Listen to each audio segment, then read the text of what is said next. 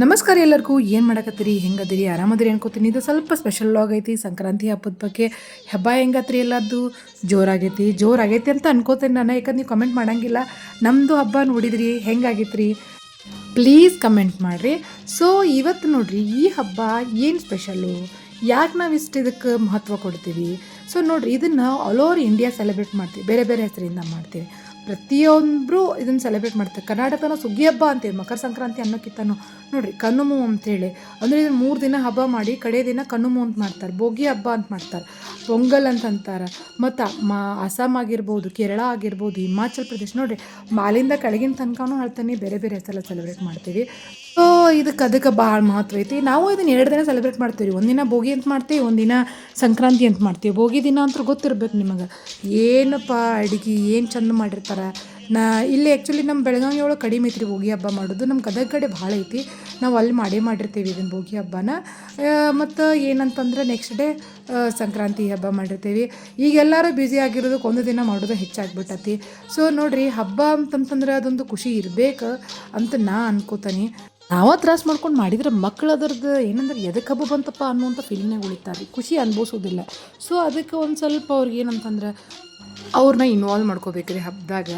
ಇದು ನನ್ನ ಅನಿಸಿಕೆ, ನಿಮಗೆ ಹೆಂಗೆ ಅನಿಸುತ್ತೆ ಅನ್ನೋದು ಹೇಳ್ರಿ. ಯಾಕಂತಂದ್ರೆ ನಮ್ಮ ಹಬ್ಬಗಳು ಹೆಂಗದಾವ ಅಂತಂದ್ರೆ with all scientific meaning celebrate ಮಾಡ್ತೀವಿ ನಾವು. ಯಾವುದೇ ಒಂದೂ ಏನಪ್ಪ ಅಂತಂದ್ರೆ ಆಚರಣೆನೂ ಅದರೊಳಗೆ ಸುಳ್ಳಂತರೂ ಇಲ್ಲ. ಹಂಗೆ ಆ ರೀತಿಯಾಗಿ ಬರ್ತದೆ ನೋಡಿರಿ. ಏನು ಸಂಕ್ರಾಂತಿ ಹಬ್ಬ ಸೈಂಟಿಫಿಕ್ ಮೀನಿಂಗಿಗೆ ಬಂದ್ವಿ ಅಂದ್ರೆ ನಿಮಗೆ ಗೊತ್ತೈತಿ, ಆಲ್ರೆಡಿ ಹೇಳಿರ್ತೀರಿ, ನಿಮ್ಗೆ ಗೊತ್ತಿರ್ತೈತಿ ಏನಪ್ಪ ಅಂತಂದ್ರೆ ಮಕರ ಸಂಕ್ರಾಂತಿ, ಮಕರ ರಾಶಿಯಿಂದ ಇದು ಧನು ರಾಶಿಯಿಂದ ಮಕರ ರಾಶಿಗೆ ಸೂರ್ಯ ಎಂಟ್ರ್ ಹಾಕೋದು. ಇದನ್ನು ನಾವು ಸೌರ ಕ್ಯಾಲೆಂಡ್ರ್ ಅಂದ್ರೆ ಸೂರ್ಯನ ಮೂಮೆಂಟ್ ಮೇಲೆ ನಾವು ಮಕರ ಸಂಕ್ರಾಂತಿಯನ್ನು ಹೇಳ್ತೀವಿ ನಮ್ಮದು ಇಂಡಿಯನ್ಸ್. ಬಟ್ ಆ್ಯಕ್ಚುಲಿ ಸೈಂಟಿಫಿಕ್ಕಾಗಿ ಏನಾಕೈತಿ ಅಂತಂದ್ರೆ ಭೂಮಿ ಇವತ್ತು ನಾರ್ತ್ ಸೈಡ್ ಹೊಳ್ತದ್ರಿ. ಭೂಮಿ ಸ್ಟ್ರೇಟ್ ಇಲ್ಲರಿ, ಸ್ಟ್ರೇಟಾಗಿ ನಿಂತಿದ್ರೆ ಸೀಸನ್ಸ್ ಆಗ್ತಿರ್ಲಿಲ್ಲ. ಬೇಸಿಗೆ ಕಾಲ ಆಗಿರ್ಬೋದು, ಮಳೆಗಾಲ ಆಗಿರ್ಬೋದು, ಚಳಿಗಾಲ ಆಗ್ತಿರ್ಲಿಲ್ಲ. ಸ್ವಲ್ಪ ಬಾಗೈತಿ, ಇವತ್ತು ಅದು ಉತ್ತರ ಕಡೆ ಬಾಗ್ತತಿ. ಇದನ್ನು ನಾವು ಡಿಫ್ರೆನ್ಸ್ ನೋಡ್ಬೋದು. ಬಿಸಿಲಿನ ದಿಕ್ಕು ನೀವು ಅಬ್ಸರ್ವ್ ಮಾಡಿರಿ, ಈಗ ಮೊದಲು ಯಾಕಡೆ ಬಿಸಿಲು ಬೀಳ್ತಿತ್ತು, ಈಗ ಯಾಕಡೆ ಬಿಸಿಲು ಬೀಳ್ತತಿ ಅಂತೇಳಿ. ಸೊ ಇದನ್ನು ಅಬ್ಸರ್ವ್ ಮಾಡಿ ಅವ್ರು ಹೇಳಿದ್ದ ಉತ್ತರ ಕಡೆ ಏನಪ್ಪ ಅಂತಂದ್ರೆ ಸೂರ್ಯ ಅದಾನ ಅಂದ್ರೆ ಸೂರ್ಯ ಉತ್ತರಾಯಣ ಕಡೆ ಬಂದಾನ ಅಂತ ಹೇಳ್ತಾರೆ. ಸೊ ಈ ರೀತಿಯಾಗಿ ಒಂದು ಸೈಂಟಿಫಿಕ್ ಮೀನಿಂಗ್ ಐತಿ ಇದಕ್ಕೆ. ಇನ್ನು ಇವತ್ತು ಯಾಕೆ ನಾವು ಏನಂತಂದ್ರೆ ಈ ರೀತಿಯಾಗಿ ಹಂಗಾರೆ ಬಂದ ಬಿಡ್ರಿ, ಯಾಕೆ ಸೆಲೆಬ್ರೇಟ್ ಮಾಡಬೇಕು ಅಂತ ನಿಮಗೆ ಅನ್ನಿಸ್ತಿರ್ಬೇಕು. ಇವತ್ತಿನ ಬಿಸಿಲು ನಮಗೆ ಬಡಿಬೇಕು, ಅದು ಭಾಳ ಇಂಪಾರ್ಟೆಂಟ್ ಐತಿ. ಇವತ್ತಿನ ಬಿಸಿಲು ನಮ್ಗೆ ಬಡಿಬೇಕು, ಅದ್ರಾಗ ಸುಮ್ಮನೆ ಬಡಿಬಾರ್ದು. ಎಳ್ಳು ಮತ್ತು ಎಣ್ಣೆ ಮತ್ತು ಅರಿಶಿನ ಹಚ್ಕೊಂಡಿರುವಂಥ ಚರ್ಮಕ್ಕೆ ಬಡಿಬೇಕು. ಹಂಗೆ ಬಡಿತು ಅಂತಂತಂದ್ರೆ ನಮಗೆ ಏನಾಗ್ತತಿ ಅಂತಂದ್ರೆ ಇದರಿಂದ ಯಾವುದೇ ಚರ್ಮ ರೋಗಗಳು ಬರೋಂಗಿಲ್ಲ, ಇದ್ದದ್ದು ಕೂಡ ನಿವಾರಣೆ ಆಗ್ತಾವೆ ಅಂತ ಹೇಳ್ತಾರೆ. ಅಷ್ಟೇ ಅಲ್ಲದೆ ಇಮ್ಯುನಿಟಿ ಪವರ್ ಹೆಚ್ಚಾಗ್ತತಿ, ಭಾಳ ಅಂದ್ರೆ ಭಾಳ ಇಂಪಾರ್ಟೆಂಟ್. ಸೊ ಇನ್ನು ಅಡುಗೆ ವಿಷಯಕ್ಕೆ ಬಂತಂದ್ರೆ ಏನೇನು ಅಡುಗೆ ಇರ್ತೈತಿ ಇವತ್ತು ನಿಮಗಂತೂ ಗೊತ್ತೈತಿ. ಸಂಕ್ರಾಂತಿ ಅಂತಂದ್ರೆ ವೆರೈಟಿ ಆಫ್ ಏನಂತಂದ್ರೆ ಡಿಶಸ್ ಇರ್ತಾವೆ ಇವತ್ತು. ಪಲ್ಯಗಳಂತೂ ಕೌಂಟ್ ಮಾಡೋಕ್ಕಾಗಂಗಿಲ್ಲ, ಅನ್ಕೌಂಟೇಬಲ್ ಇರ್ತಾವೆ. ಮತ್ತು ಸ್ವೀಟಿಗೆ ಬಂದ್ರೆ ಶೇಂಗಾ ಹೋಳ್ಗೆ ಮತ್ತು ಮಾದ್ಲಿ ಅಂತಂದ್ರೆ ಸಂಕ್ರಾಂತಿ ಅಂದ್ರೆ ಮಾದ್ಲಿ, ನಿಮಗೆ ಗೊತ್ತಿರಬೇಕಿದೆ. ಸೊ ಮತ್ತು ಇವೆರಡನ್ನೂ ಆಲ್ಮೋಸ್ಟ್ ನಾವು ಮೊದಲ ಮಾಡಿ ಇಟ್ಕೊಂಡ್ಬಿಡ್ತೀವಿ. ಯಾಕಂದ್ರೆ ಸಂಕ್ರಾಂತಿ ದಿನ ಅಂತೂ ಕಂಪ್ಲೀಟ್ ನಾವು ಪಲ್ಯ ಮಾಡೋದ್ರಾಗ ಹೋಗ್ತೈತೆ ಅನ್ಕೋತೀನಿ ರೀ. ಯಾಕಂತಂದ್ರೆ ಸಜ್ಜಿ ರೊಟ್ಟಿನೂ ಮಾಡಿರ್ತೀವಿ ರೀ ಮೊದಲನ. ಇನ್ನು ಉಳಿದಿದ್ದು ಏನಂತಂದ್ರೆ ಪಲ್ಯಗಳು ಉಳಿತೈತಿ. ಅನ್ನ ಮೊಸರನ್ನ ಮಾಡ್ಕೊಳ್ಳೋದನ್ನು ಜಾಸ್ತಿ, ಇಲ್ಲಾಂದ್ರೆ ಯಾವ್ದಾರು ಬೇರೆ ನೀವು ರೈಸ್ ಮಾಡ್ಕೋಬಹುದು. ಮತ್ತು ಏನು ರೀ ಅಂದ್ರೆ ಇವತ್ತಿಂದ ಕಿಂಗ್ ಯಾರು ಅಂತಂದ್ರೆ ಎಳ್ಳು ಬೆಲ್ಲನ ಇಂಪಾರ್ಟೆಂಟ್ ಇವತ್ತು. ಮತ್ತು ಎಳ್ಳು ಮತ್ತು ಅರಶಿನ ಕೂಡಿ ನಾವು ಮೈಗೆ ಹಚ್ಕೋತೀವಿ. ಎಣ್ಣೆ ಎಳ್ಳು ಅರಶಿನ ಕೂಡಿ ಮೈಗೆ ಹಚ್ಕೋತೀವಿ. ಎಳ್ಳು ಮತ್ತು ಬೆಲ್ಲನ ನಾವು ಏನು ಮಾಡ್ತೀವಿ ಅಂದ್ರೆ ಇವತ್ತು ಸೇವಿಸ್ಬೇಕು. ಎಳ್ಳು ಇವತ್ತು ಅಷ್ಟು ಇಂಪಾರ್ಟೆಂಟ್ ರೀ, ಯಾಕಂದ್ರೆ ಎಳ್ಳೊಳ ಔಷಧಿ ಗುಣ ಭಾಳ ಅದಾವ. ಈವನ್ ಏನಾರು ನೋವು ಆತಂದ್ರೆ ನೋಡಿರಿ ಎಳ್ಳು ಹಚ್ಕೋರಿ, ಎಳ್ಳೆಣ್ಣೆ ಹಚ್ಕೋರಿ ಅಂತ ಹೇಳ್ತಾರೆ. ಹೀಗಾಗಿ ಇನ್ನು ಮಾದ್ಲಿ ರೀ ನೆಕ್ಸ್ಟ್, ಇದು ಇಂಪಾರ್ಟೆಂಟ್ ಭಾಳ ಸಂಕ್ರಾಂತಿ. ಯಾಕಂದ್ರೆ ಹೇಳಿದ್ನಲ್ಲ, ಸಂಕ್ರಾಂತಿ ಅಂದ್ರೆ ಮಾದ್ಲಿ ಅಂದ್ರೆ ಸಂಕ್ರಾಂತಿ.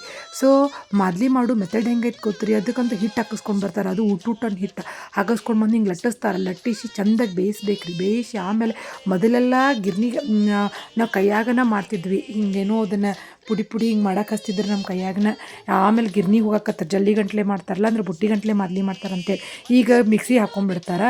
ಸೊ ಭಾಳ ಟೇಸ್ಟಿಯಾಗಿರುತ್ತೆ. ಮೊದಲೆಲ್ಲ ನನಗೂ ಇಷ್ಟ ಆಗಿರಲಿಲ್ಲ, ಬಟ್ ಈಗ ಭಾಳ ಇಷ್ಟ ಆಗ್ತದೆ ರೀ ಮಾದ್ಲಿ. ಇನ್ನು ಪಲ್ಯಗಳ ವಿಷಯಕ್ಕೆ ಬಂದು ನೋಡ್ರಿ, ವೆರೈಟಿ ಆಫ್ ಪಲ್ಯ ಇರ್ತಾವ್ರಿ ಇವತ್ತು. ಭಾಳ ಅಂದ್ರೆ ಭಾಳ ಹೆಲ್ದಿ ಫುಡ್ ಇವತ್ತು. ಸಜ್ಜಿ ರೊಟ್ಟಿ ಜೋಡಿ ನನಗೆ ಅನಿಸುತ್ತೆ ಇಷ್ಟು ವೆರೈಟಿ ಪಲ್ಯಗಳು ತಿಂತೇವ ನಾವು ಅಂತೇಳಿ. ನಿಜವಾಗ್ಲೂ ತಿನ್ಬೇಕ್ರಿ ಇವತ್ತು. ಯಾಕಂದ್ರೆ ನಮ್ಗೆ ಅಷ್ಟು ಇಮ್ಯುನಿಟಿ ಅವಶ್ಯಕತೆ ಇರ್ತೈತಂತ ನಮ್ಮ ಹಿರಿಯರು ಮಾಡ್ಯಾರ. ಯಾವ್ಯಾವ ಪಲ್ಯ ಮಾಡಿರ್ತೀವಿ, ಅವ್ರಿಕಾಯಿ ಪಲ್ಯ ಮಾಡ್ತೀವಿ, ಬದ್ನಿಕಾಯಿ ಎಣ್ಗಾಯಿ ಮಾಡ್ತೀವಿ, ಮತ್ತು ಜುನ್ಕುದ ವಡಿ ಮಾಡ್ತೀವಿ, ಕೋಸಂಬರಿ ಇರ್ತೈತಿ ಒಂದು, ಮತ್ತು ಕಾಯಿ ಪಲ್ಯಗಳು ಭಾಳ ಇರ್ತಾವೆ ಇವತ್ತು.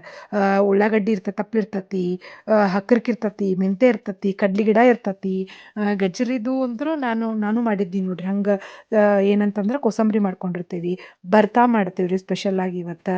ಸ್ವೀಟ್ ಅಂದ್ರೆ ಶೇಂಗಾ ಹೋಳ್ಗೆ ಮಾದ್ಲಿ ಅಂತೂ ಇದ್ದೇ ಇರ್ತೈತಿ. ಈಡಾಗಿ ತುಪ್ಪ ಹಾಕೊಂಡು ಮಾದ್ಲಿ ಹೊಡಿತೀವಿ. ಇನ್ನು ಅನ್ನ ಸ್ವಲ್ಪ ಮೊಸರನ್ನ ಬೇರೆ ಯಾವ್ದಾರ ರೈಸ್ ಮಾಡ್ಕೋಬಹುದು. ಸೊ ಈ ರೀತಿಯಾಗಿ ನೋಡ್ರಿ ಭೋಗಿ ಊಟ ರೆಡಿ ಮಾಡ್ಕೊಂಡು ಸಂಕ್ರಾಂತಿ ದಿನ ತಿನ್ನೋದ್ರಾಗಿನ ಖುಷಿ ಯಾರಿಗೆ ಸಿಗ್ತೈತೆ ಹೇಳ್ರಿ ಈ ಖುಷಿ. ನಿಜ ಹೇಳ್ತಾನೆ, ಯಾರಿಗೆ ಇಷ್ಟ ಆಗಂಗಿಲ್ಲ. ನಿಜ ಭಾಳ ಅಂದ್ರೆ ಭಾಳ ಇಷ್ಟ ಆಗ್ತೈತೆ ಎಲ್ಲರಿಗೂ. ಇದಕ್ಕಿಂತ ಹೆಚ್ಚು ಹಿಂಗೆ ಎಲ್ಲಾರನ್ನೂ ಕರ್ಕೊಂಡೋಗಿ ಹಳ್ಳ ದಂಡೆ ಕುಂತ ಉಣ್ಣೋದೈತಲ್ರಿ, ಅದು ಇನ್ನೂ ಖುಷಿ ಕೊಡ್ತೈತಿ. ಈಗೆಲ್ಲ ಏನ್ರಿ ಕರಿ ಐತಿ ಯಾವ್ದೈತೆ ಅಂತೇಳಿ ಅಂಜಿಸ್ಬಿಡ್ತಾರೆ. ನಾವು ಹಂಗೆ ಅದೀವಿ. ಮತ್ತು ನಾವು ಕೂಡ ತಪ್ಪು ಮಾಡ್ತೇವಿ. ಏನಂದ್ರೆ ಭಾಳ ದೂರ ದೂರ ಹೋಗ್ಬೇಕಂತ ಪ್ಲ್ಯಾನ್ ಮಾಡ್ತೀವಿ. ಆದಷ್ಟು ನಮ್ಮ ನಿಯರೆಸ್ಟ್ ಪ್ಲೇಸಿಗೆ ಹೋಗಿ ಬಂದುಬಿಡ್ಬೇಕು. ಇನ್ನು ಸಂಜೆಗೆ ನೋಡ್ರಿ ಎಳ್ಳು ಬೆಲ್ಲ ಕೊಡುವಂಥದ್ದು ಪ್ರೋಗ್ರಾಮ್ ಇರ್ತೈತಿ. ಮತ್ತು ಕರಿ ಎರಿತಾರ. ಕರಿ ಎರಿಯೋದು ನೋಡ್ರಿ, ನಾನು ಈಗ 2ನೇ ವರ್ಷ ರೀ ಇದು ಕರಿ ಎರಿಯಾಕತ್. ಸಣ್ಣ ಮಗಂದು ಅದು ದೊಡ್ಡ ಮಗಂದು ಇಬ್ಬರದು ಎರೆದು ಬಿಡ್ತೀನಿ. ಯಾಕಂತಂದ್ರೆ 18 ವರ್ಷ ತನಕನೂ ಎರಿಬೋದಂತ್ರಿ. 12 ವರ್ಷ ಅಂತ ಹೇಳ್ತಾರೆ, 10 ವರ್ಷ ಅಂತ ಹೇಳ್ತಾರೆ, 5 ವರ್ಷ ಅಂತ ಹೇಳ್ತಾರೆ. ನಮ್ಮ ಪ್ರೀತಿ ನೋಡ್ರಿ. ನಾನಂತರೂ ಎಷ್ಟು ವರ್ಷ ಆಗ್ತೈತೆ ಅದನ್ನು ಎರ್ದೇ ಬಿಡ್ಬೇಕು ಅಂದ್ಕೊಂಡಿದ್ದೀನಿ. ಯಾಕಂದ್ರೆ ಇತ್ತೀಚೆಗೆ 18 ವರ್ಷದವ್ರನ್ನೂ ಎರ್ದಿದ್ದು ನಾನು ನೋಡಿದ್ದೇನೆ. ಸೊ ಇನ್ನು ಇದನ್ನು ಯಾಕೆ ಎರಿಬೇಕು, ಇದರಿಂದ ಏನು ಉಪಯೋಗ ಹೇಳ್ತಾರೆ ನೋಡ್ರಿ. ಕರಿ ಎರೆದ್ರೆ ಮಕ್ಳು ಕಿರಿಕಿರಿ ಮಾಡಂಗಿಲ್ಲ. ನಿಜ ರೀ ಅದು. ಹೆಂಗೆ ಅಂತ ಹೇಳ್ತೇನೆ, ಸೈಂಟಿಫಿಕ್ಕಾಗಿ ನಿಜ ಅದ. ಸೊ ಹೆಂಗೆ ಅಂತ ಹೇಳ್ತೇನಂತ, ನಮ್ಮ ಬಾಡಿ ಏನು ಮಾಡ್ತೈತೆ ಅಂತಂದರೆ ಎನರ್ಜಿನ ಹೊರಗೆ ಹಾಕ್ತಿರ್ತೈತಿ, ಎನರ್ಜಿನ ಒಳಗೆ ತಗೋತಿರ್ತೈತಿ. ಸೊ ಅದೇ ಥರ ಅರ್ತ್ ಕೂಡ ಏನು ಮಾಡ್ತೈತೆ ಅಂದರೆ ಎನರ್ಜಿನ ಹೊರಗೆ ಹಾಕ್ತಾ ಇರ್ತೈತಿ.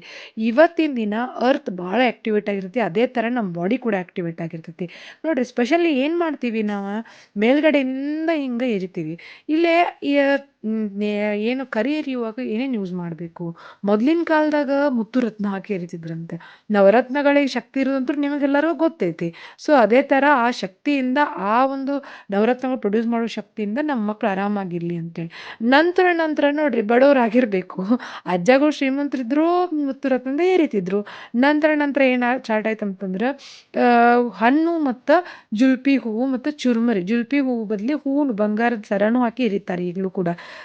ಸೊ ಆ ರೀತಿಯಾಗಿ ಬಂಗಾರ ಜೊತೆ ಎರಿಯಾಕತ್ರಂತ. ಈಗಲೂ ಕೂಡ ಒಂದಿಷ್ಟು ಮನೆಯೊಳಗೆ ಸಂಸ್ಕೃತಿ ಐತ್ರಿ. ಜುಲ್ಪಿ ಹೂವನ್ನು ಹಾಕಿ ಎರಿತಾರೆ. ನಮ್ಮ ಮಮ್ಮಿ ಕೂಡ ಹೇಳಿದ್ರು, ಅವ್ರ ಅತ್ತಿ ಅಂದ್ರೆ ಅವ್ರ ಸೌದತ್ತಿ ಮನೆಯೊಳಗೆ ಕೂಡ ಜುಲ್ಪಿ ಹೂವು ಹಾಕಿ ಎರೆದಿದ್ರಂತ. ಬಟ್ ನಂತರ ಅವ್ರ ಮನೆಗೆ ಬಂದಿಲ್ಲ. ಯಾಕಂದ್ರೆ ಬಡತನನೂ ಕಾರಣ ಆಗಿರ್ಬೋದು, ಬೇರೆ ಏನಾದರೂ ಕಾರಣ ಆಗಿರ್ಬೋದು. ಮತ್ತು ನೆಕ್ಸ್ಟ್ ಹಣ್ಣು ಯಾವ್ಯಾವ್ದು ಯೂಸ್ ಮಾಡ್ತಾರೆ, ಸ್ಪೆಷಲಿ ಬಾರಿ ಹಣ್ಣು ಯೂಸ್ ಮಾಡ್ತಾರೆ. ಹಣ್ಣು ಯಾಕೆ ಬಾರಿ ಹಣ್ಣು ಯೂಸ್ ಮಾಡ್ಬೇಕು, ಬಾರಿ ಹಣ್ಣೊಳಗೆ ಏನಂತಂದ್ರೆ ಮಕ್ಕಳನ್ನ ಸಮಾಧಾನ ಮಾಡುವಂಥ ಶಕ್ತಿ ಐತಿ. ಸೊ ಇಲ್ಲಿ ಏನು ಅಂತಂದ್ರೆ ಮಕ್ಕಳು ಅಳಾಕತ್ತ ಕೂಡ ಬಾರಿ ಹಣ್ಣು ತಿನ್ನಿಸ್ರಿ, ಬಾರಿ ಹಣ್ಣನ್ನು ತೇದು ಹಾಕ್ರಿ, ಬಾರಿ ಹಣ್ಣು ಬೀಜ ತೇದು ಹಿಂಗೆ ಅದಕ್ಕೆ ಏನು ಮಾಡ್ತಾರೆ ನೆಕ್ಕಿಸ್ತಾರೆ. ಅಂದ್ರೆ ಇವತ್ತು ನಾವು ಎರ್ಕೊಂಡಿರೋದ್ರಿಂದ ನಮ್ಮ ಬಾಡಿ ಫುಲ್ ಆ್ಯಕ್ಟಿವ್ ಇರ್ತೈತಂತ್ರಿ.